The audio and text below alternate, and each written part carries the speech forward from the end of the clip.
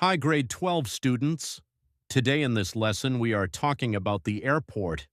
Whether you are traveling for a holiday or moving abroad for university, knowing the step-by-step process at the airport is essential for a smooth journey. Step 1. Departure. When you first arrive at the airport, your first stop is the check-in desk. Here, you check in your luggage and get your boarding pass. Once you have your pass, you move toward the gates.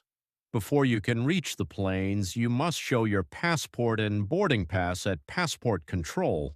After that, safety is the priority.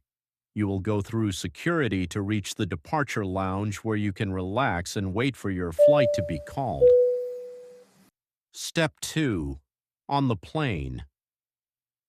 While you are in the air, the cabin crew will often give you some paperwork if you are traveling to a different country. It is best to be prepared, so you should fill in a landing card before your plane lands. This saves you a lot of time once you arrive. Step 3. Arrival. Reaching your destination.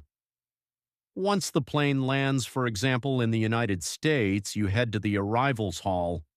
First, you must show your passport and hand in the landing card at immigration in New York.